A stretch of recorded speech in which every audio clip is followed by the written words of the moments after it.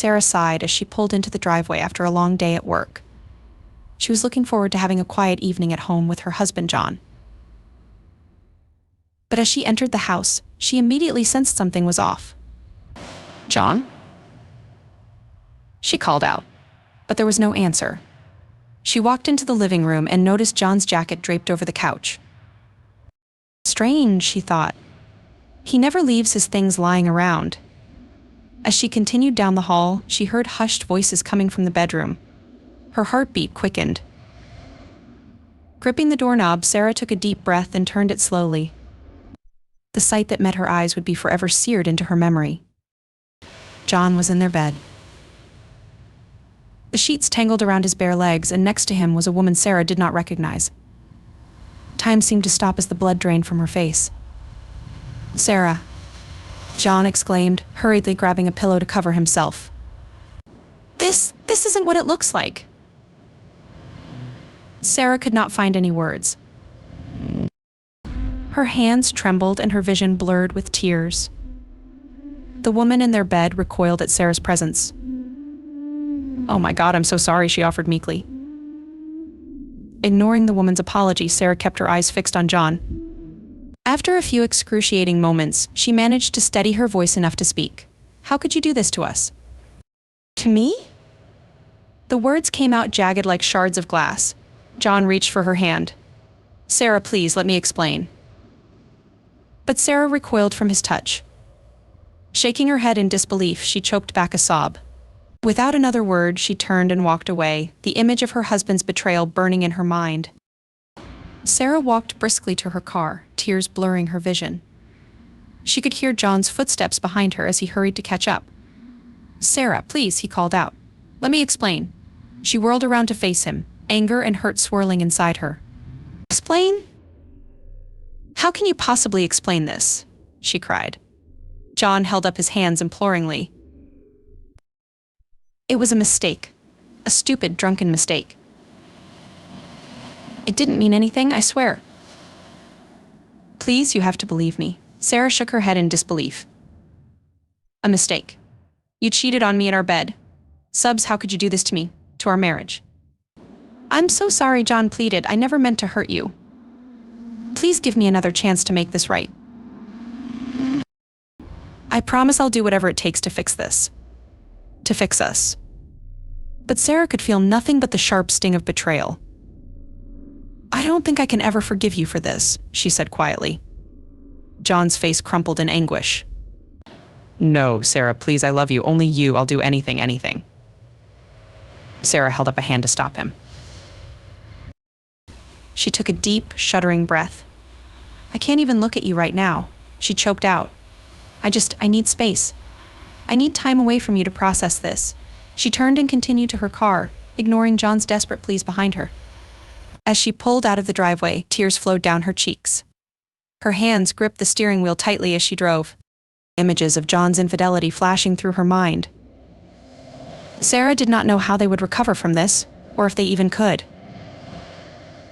But she knew one thing for certain. Her life would never be the same. Sarah drove aimlessly, unsure of where to go. The sun was setting as she found herself near the coast. Pulling into a scenic overlook, she parked and walked over to look out at the sea. The constant motion of the waves seemed to soothe her swirling emotions. Exhausted, Sarah settled into the driver's seat, reclining the chair back to try and get some rest. She tossed and turned fitfully through the night, images of John and that woman flashing through her mind whenever she drifted off.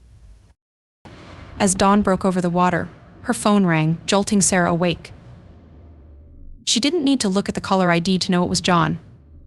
Taking a deep breath, she answered. "Sarah, thank God," John said urgently. "Please just tell me where you are. Let me come to you so we can talk about this."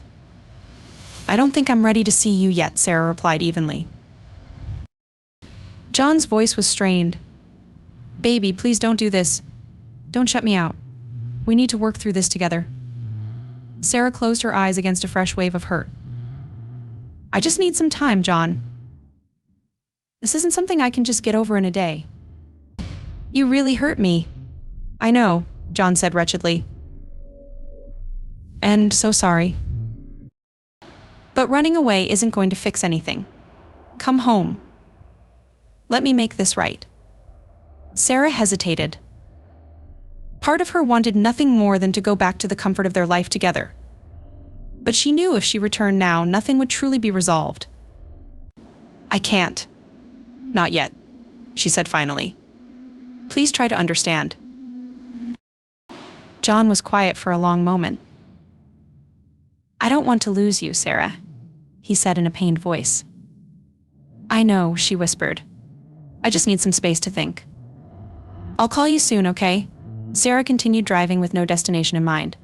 She needed time to process everything that had happened and decide what she wanted to do next. About an hour later, her phone rang again. Seeing it was John, she took a deep breath before answering. Sarah, I'm so glad you called back. John said quickly. Have you had time to think? Can we please meet up and talk about this? Sarah steeled herself before responding. I have thought about it, John, and I've come to a decision. John was silent as he waited for her to continue.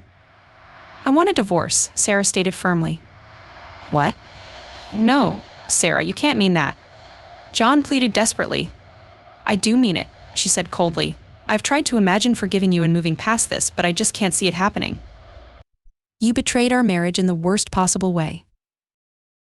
I don't trust you anymore. John was audibly choking back sobs. Please, don't do this.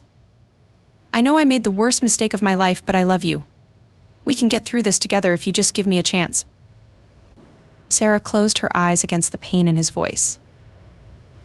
But she steadied herself and said sharply, It's too late for chances, John. I've made my decision. There must be something I can do, some way to fix this. Please, Sarah, tell me what you need. John begged. Sub's what I need is a divorce, she said coldly. I'll have my lawyer contact you to start the process. Before he could respond, Sarah quickly ended the call. Tears streamed down her face even as she remained resolute. She had meant what she said. It was over. Wiping her eyes, she continued driving towards an uncertain future. John was stunned into silence after Sarah stated her desire for a divorce. He racked his brain trying to think of something, anything, to change her mind. When he spoke again, his voice was trembling. Sarah, please, I'm begging you. Don't end our marriage over this. I'll do anything to make things right between us again. Sarah considered his pleas carefully before responding. Anything? She asked pointedly. Yes, anything, John replied desperately. Fine, Sarah said after a long pause. I will consider forgiving you on one condition. John gasped in relief. Name it. I'll do whatever you ask. Sarah's voice turned cold. You will shave your head bald and never grow your hair again. You will also quit your job immediately. And from now on your role will be caring for our home and serving me, dressed as a housemaid. You will refer to me as ma'am and follow my orders without question. John was stunned into silence once more. When he finally spoke, it was in a shaky voice. You can't be serious. Oh, I'm completely serious, Sarah snapped. Those are my terms. Take them or leave them. John's voice caught on a sob. Sarah, please, you can't ask me to do that. Isn't there any other way? No. Those are my conditions. Sarah said sternly. What's it going to be? John hesitated for a long moment, fear and despair gripping him, but finally he whispered. Okay, if those are your terms for us to repair our marriage, I accept. Sarah let out a harsh breath. I expect you home tonight to begin your new duties.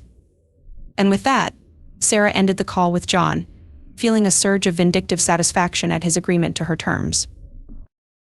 She knew it was cruel to make such extreme demands, but after the agony of his betrayal, a part of her wanted to punish him.